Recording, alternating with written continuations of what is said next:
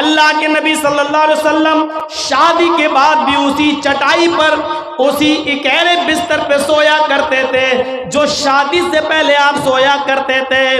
آپ تعجب کریں گے، ایک بار اللہ کے نبی صلی اللہ علیہ وسلم جس بستر پہ سو رہے تھے، حضرت عائشہ نے اس بستر پر لیٹ کر دیکھا جو کافی گڑ رہی تھی۔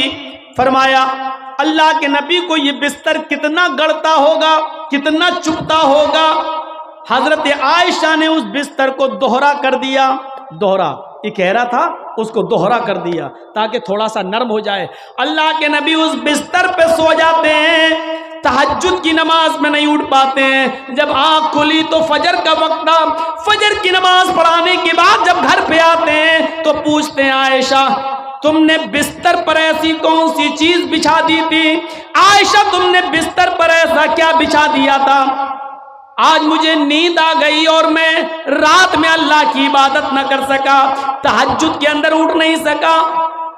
فرمایا اے اللہ کے نبی بستر کے نیچے تو میں نے کچھ نہیں بچھایا، وہ بستر جو اکھیرا تھا اس کو میں نے دوہرا کر دیا۔ میں نے لیٹ کر دیکھا آپ کو کیسے نیند آتی ہوگی، وہ تو کافی چبھ رہا تھا، کافی گڑ رہا تھا، میں نے اس کو دوہرا کر دیا۔ فرمایا عائشہ ایسا مت کرو، جیسا بستر پہلے بچھاتی تھی اسی طرح بچھاؤ، بستر کو اکھیرا رہنے دو، میری پیٹھ پر گڑتا ہے تو گڑنے دو، میری پیٹھ پر چبھتا ہے تو چبھنے دو۔ جب بستر گڑتا تھا چبھتا تھا تو میری آنکھ کھل جاتی تھی اور میں رات میں اٹھ کر تہجد کی نماز پڑھ لیا کرتا تھا، اللہ کو یاد کر لیا کرتا تھا۔ عائشہ آئندہ بستر اسی طرح بچھاؤ، میرے لیے آرام کا ایسا انتظام نہ کرو کہ بستر پر مجھے نیند آ جائے اور پھر میں اس رات میں اٹھ کر اللہ کو یاد نہ کر سکوں، اس رات اٹھ کر میں اللہ کو کا ذکر نہ کر سکوں، تہجد کی نماز نہ پڑھ سکوں۔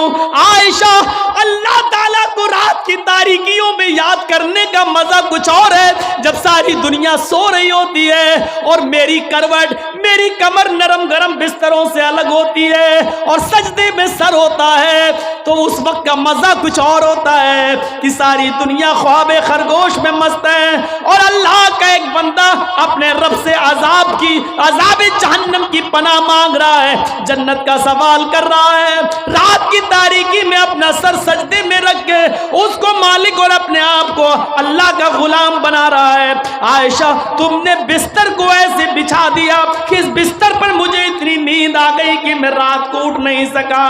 عائشہ مجھے اتنا آرام نہ دو کہ میں رات میں اٹھ کر اللہ کو یاد نہ کر سکوں۔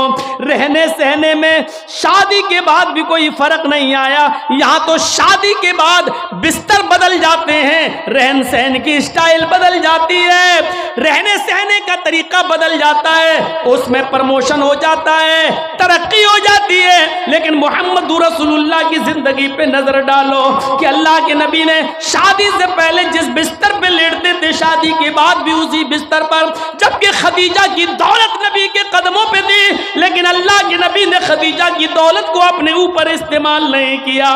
خدیجہ جو دولت لے کر آئی اس دولت کو بھی اللہ کے رسول نے دین کے کام میں غریبوں اور مسکینوں میں لٹا دیا۔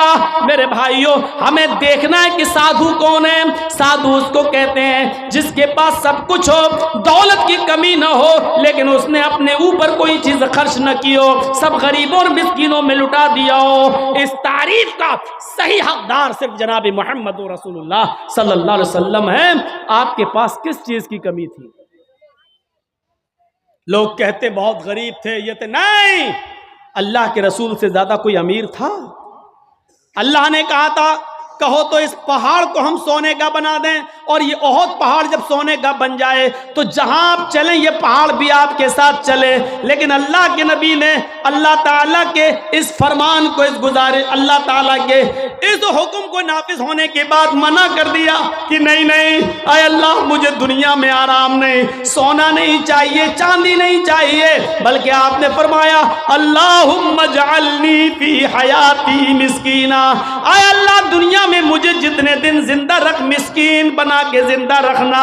اے اللہ جب مجھے موت آئے تو حالت مسکینی میں مجھے موت آئے، اور اے اللہ کل قیامت کے دن جب میں اٹھایا جاؤں تو فقیروں میں اور مسکینوں ہی میں اٹھایا جاؤں۔ یہ اللہ کے رسول کی دعا تھی، جبکہ اللہ تعالیٰ تو احد پہاڑ کو سونے کا بنانے کے لیے تیار تھا۔ نبی اکرم جہاں چلتے پہاڑ آپ کے ساتھ ساتھ چلتا، لیکن اللہ کے رسول نے پہاڑ کو سونے کا بنانے سے منع کر دیا اور کہا کہ مجھے دنیا کے عیش و آرام نہیں چاہیے۔ حضرت عبداللہ ابن عمر نے بستر پر لیٹ کر دیکھا تو کہا اللہ کے نبی یہ کیا ہے؟ جب اللہ کے نبی اس بستر پر سو کے اٹھے تو دیکھا کہ اس نشان پڑ گئے۔ آپ کسی کھردری چٹائی پر لیٹیے، ننگی پیٹھ، جب آپ اٹھیں گے تو چٹائی کے نشان آپ کی پیٹھ پر پڑ جائیں گے۔ اللہ کے نبی کی پیٹھ پر جب نشان پڑے تو حضرت عبداللہ ابن عمر نے جب یہ دیکھا تو چیخ پڑے، اے اللہ کے رسول آپ تو یہود و نصارہ تو نرم گرم بستر پر سوئیں، اور آپ جو ہیں ایسی چٹائی پر جس سے آپ کے نشان پڑ جائیں۔ نہیں، آج کے بعد آپ اس چٹائی پر نہیں سوئیں گے۔ آپ نے کہا پھر لَوِتَّخَذْنَا لَكَ وَطَانًا، آج ہم آپ کے لیے ایک نرم گرم بستر بنا دیں گے، نرم گرم گدے کا انتظام کر دیں گے، آپ اس کے اوپر سونا۔ اللہ کے نبی صلی اللہ علیہ وسلم نے فرمایا نہیں، اے عبداللہ میرے لیے نرم گرم بستر کا انتظام مت کرنا۔ مالی وللدنیا مانا فی الدنیا الا کراکب استظل تحت شجرہ ثم راحا۔